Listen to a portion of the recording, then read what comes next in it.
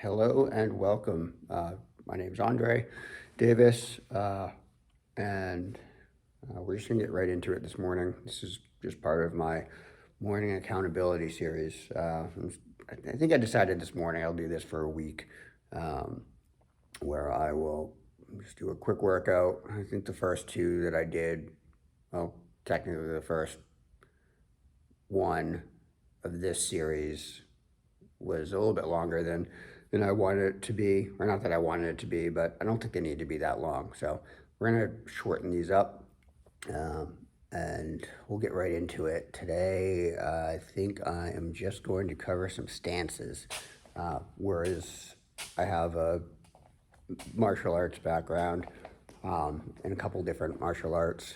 I think the stances are probably one of my favorite things that I've done, and they're pretty simple and give excuse me, give people who don't have a lot of experience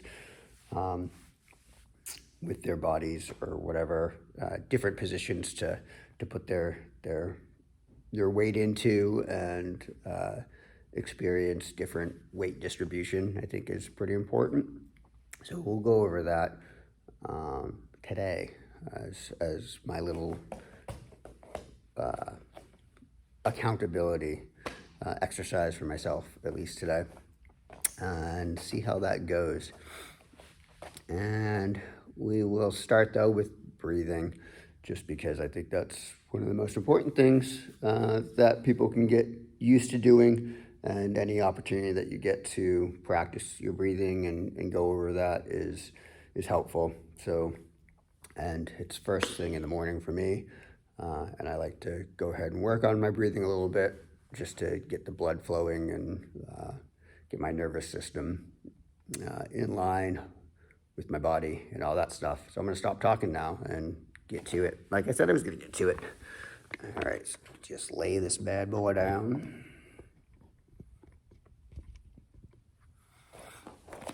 And if you watched any of the other couple of videos,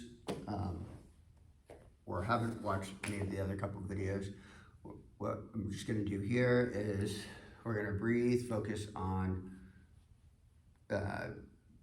keeping your upper body erect, separating your rib cage from your hips.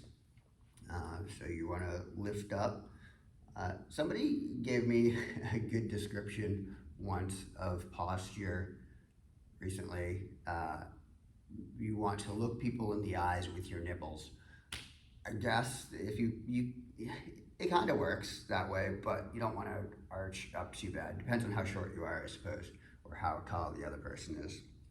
I like to think of it as just, like I said, separating the rib cage from the hips. So if you can imagine just lifting up your upper body, and you want to straighten your spine up, almost like it's an accordion.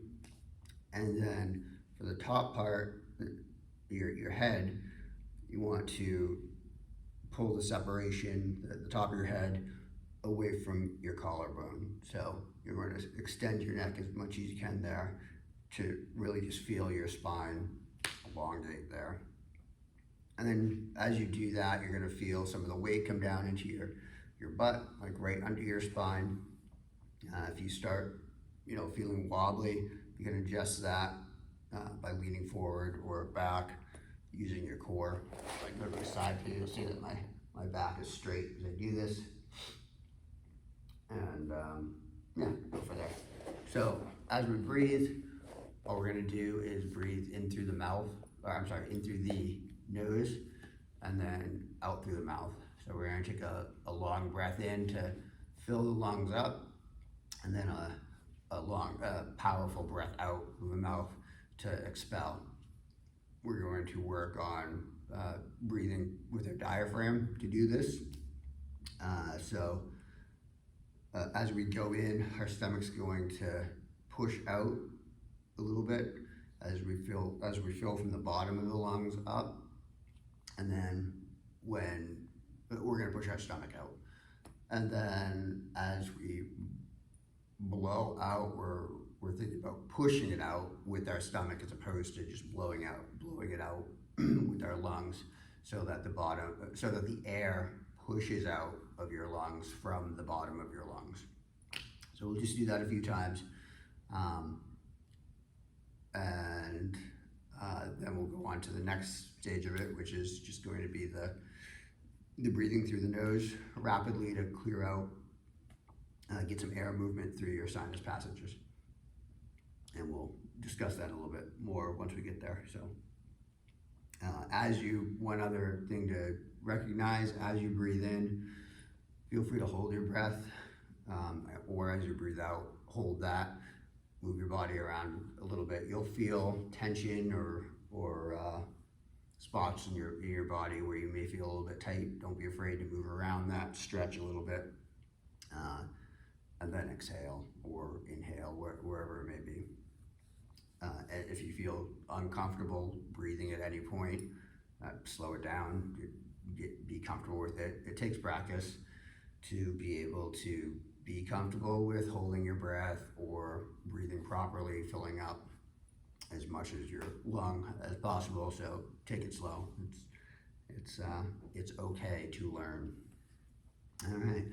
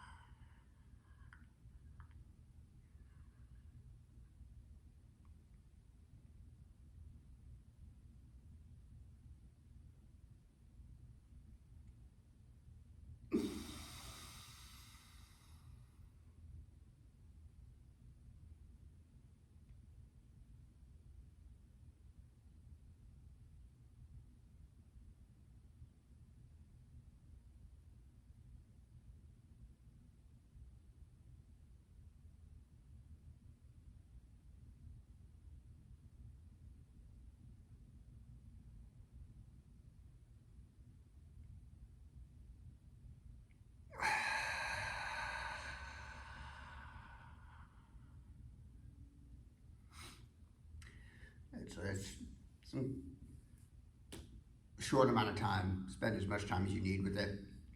I'm going to go ahead and move on though a little bit now. I just want to help clear out my sinuses or open up the air passage through my nose.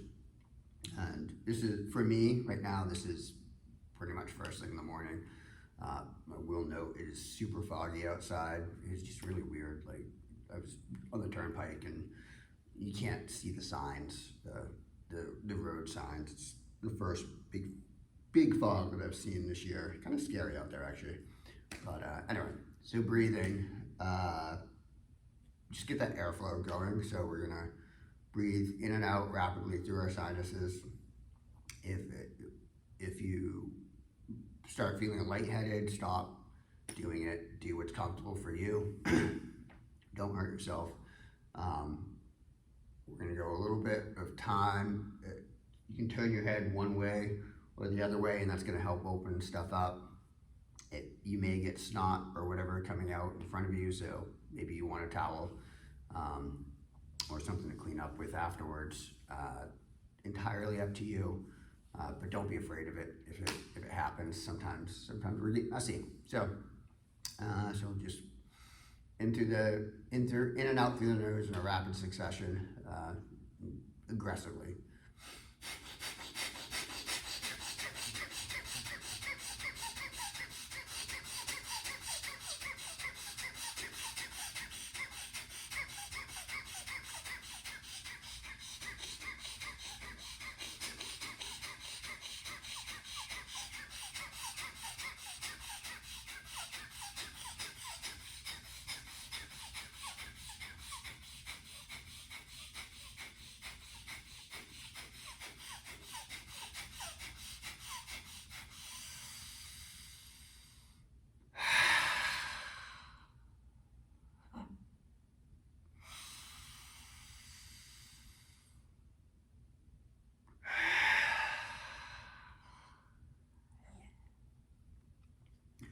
You might notice you feel like a little bit of blockage someplace.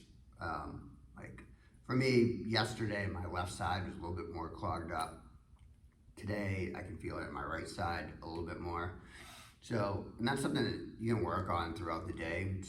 I tend to do these types of breathing practices while I'm walking or just sitting, breaks at work, or just sitting at work. Whenever I feel like it, and it's a good way to kind of refresh the body, recharge, get a little bit of energy.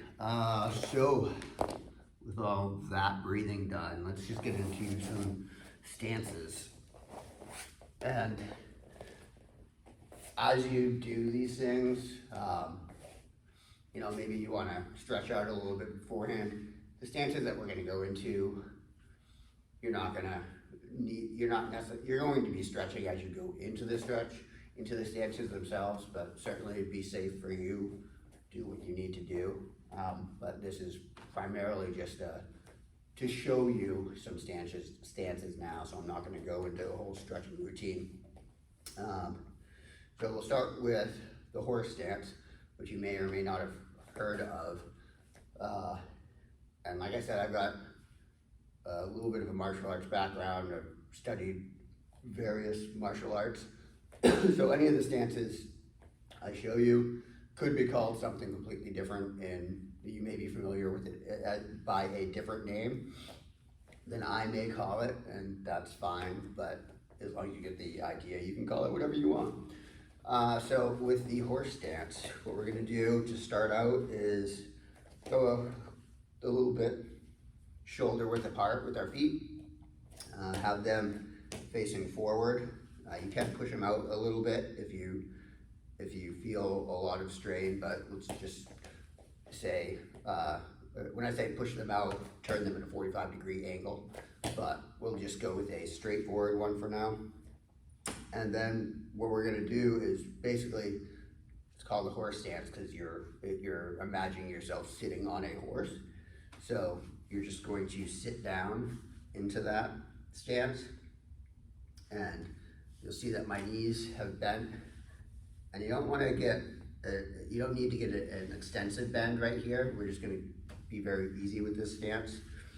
And so your knees are coming out over your toes, your back is straight, your legs are bent, and you can see that space in between. Imagine that I'm riding on a horse. Your weight distribution is going to come down through your legs down to your feet. So a lot of people, as I've taught this in the past to people, they get a little bit confused as to how wide they should be or where their weight should be distributed on this. This is a stance for stability, essentially, so you could put weight on the top of my legs and support that going through. You should be able to push me side to side, and it should be pretty stable. So as that weight distribution comes down, it's really going onto the outside of my foot here. And at this point, if I spread my legs a little bit more, it's gonna still pretty much do that. But you got that wider stance. Depending on your flexibility here, you may not be able to go out this wide right now. So that's why I say go ahead and start here first. Test your limitations, and then I haven't done a real good horse stance in a long time, but you can come out where you need. A lot of people, you might see people coming down like almost a tabletop, where you'd have set things under the side here, which is fine.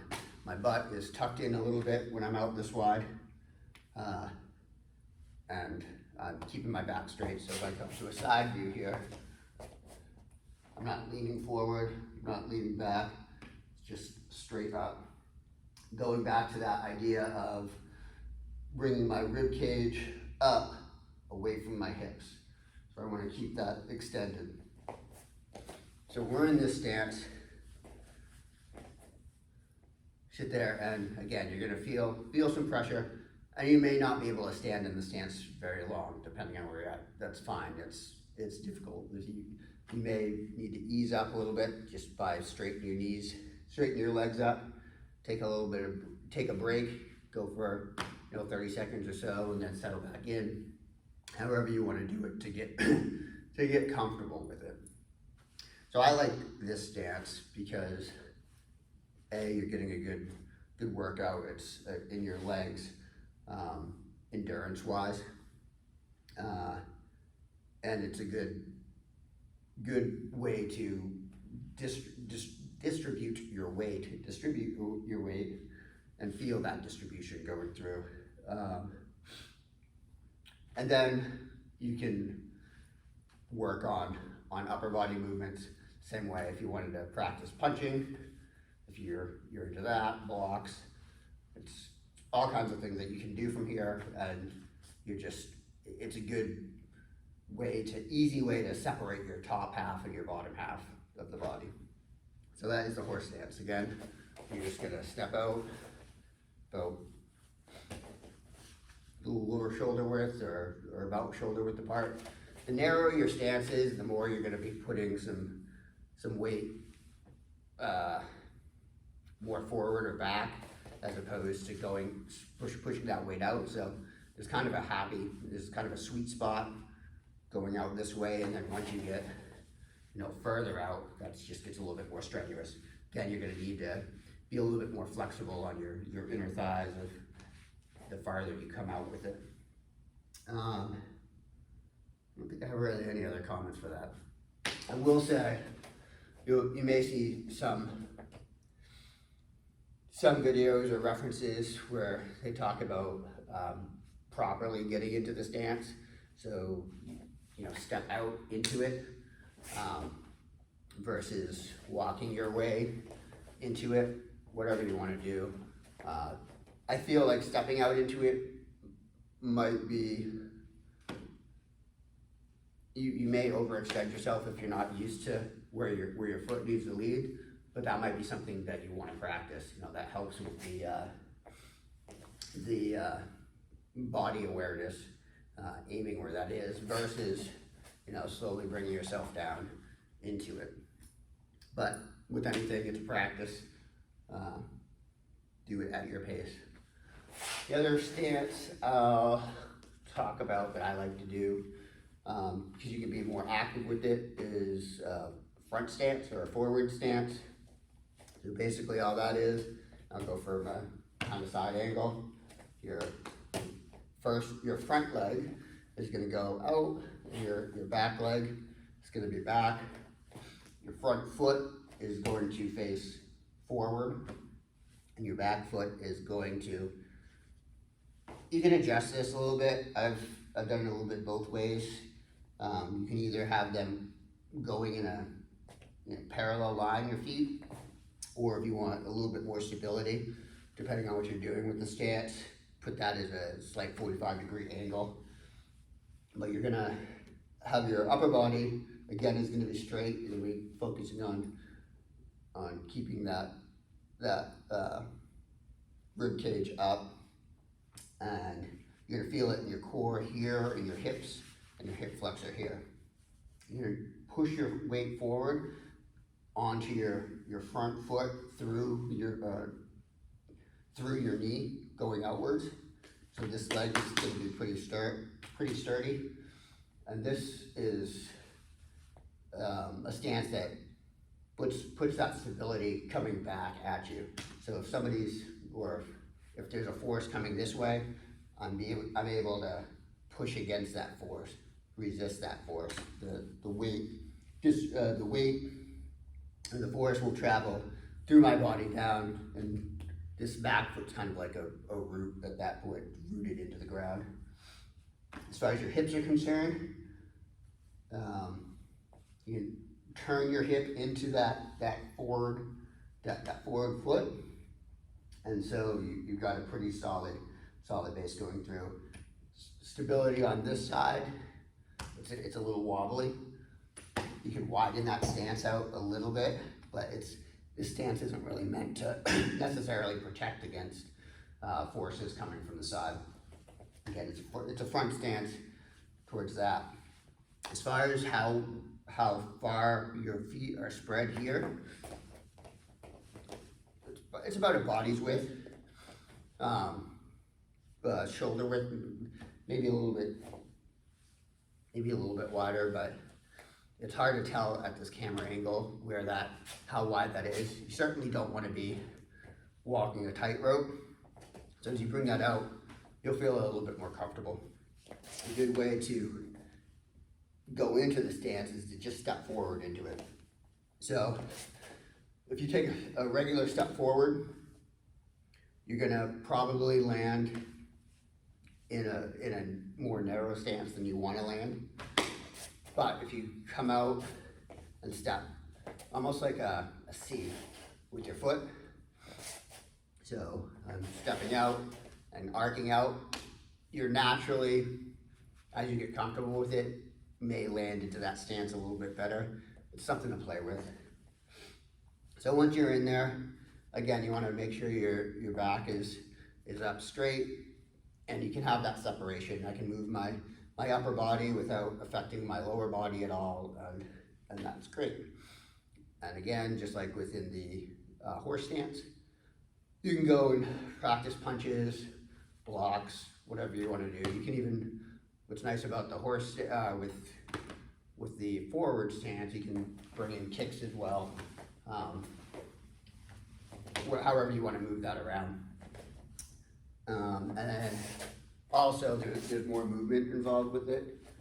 We can walk with this stance, so I can start off here, and I can move across the floor or the space wherever I'm at, into my right leg, to my left leg, and that really helps work that distribution. We can also move backwards with it. Helps with with knowing where your body is, what space you have. So that's the forward stance. I like it. I guess I'll go over there's a back stance. There's a third one, which I don't use a lot, but it's nice, I suppose, and you can transition into that back stance from a horse stance pretty easily. So if you wanted to play around with moving that way, that's easy to do. But your back stance is, as it sounds, pushing on your back foot, which is kind of weird because is it really? Yeah, I guess you're facing that way. So whatever your back foot is, we'll say it's the right foot here, my right foot. That's going to be bent, and your front foot is going to be straight. It's not going to be locked. You don't want your knee locked. You want that bent up. If you think of it from a self-defense perspective, it's not what we're talking about here, but if your knee is locked out like that, then any weight going down there is going to hurt a lot. You'll probably break your leg. If you have your knee bent, that gives you a little bit more support. And also it allows for a little bit more of a mobility here. You can move a little bit if you need to. But this leg here is going to drop back. Not all your weight, but most of your weight is going to be pushed back here. A little bit of your weight is going to be here, and so that you're stable. In this case, you are going to be kind of making a line with that stance. And like I said, you can shift that from one side to the other pretty easily. Your back here is not going to be as straight as it was. I mean, you can go with the straight back, but for comfort's sake, and as you're driving through, it's fine to be tilted back a little bit, almost hit that line. Not so much like this, but it's a little bit more relaxed in the core here. You can really feel it in your inner thighs, on the back leg, primarily in your hamstrings or your lower leg here on your front leg. But that's that. And like I said, we can transition from the horse stance, transition over to that back stance pretty easy. Up to horse stance, back stance, and then if you really wanted to start playing, you could start moving to a front stance, go backwards, shift back stance, shift one side to the other side, step over. Yeah, all kinds of stuff you can do with stances. I like them, they're fun. has a little bit of something different to do with moving. You do certainly get that mind-body connection with it as you're trying to figure out where you got to step, where your weight needs to be distributed. However that inflection goes on the word, where your weight needs to be spread out. How's that? But yeah, I think that's all I'm going to do. That is all I'm going to do this morning, the recording, which I think is fair. It's under 30 minutes at this point, and I'm happy with that. So anyway, if there's, I don't know, comment for whatever, if you want, or don't. I'm going to go ahead and wrap this up now. Enjoy your day. Talk to you later.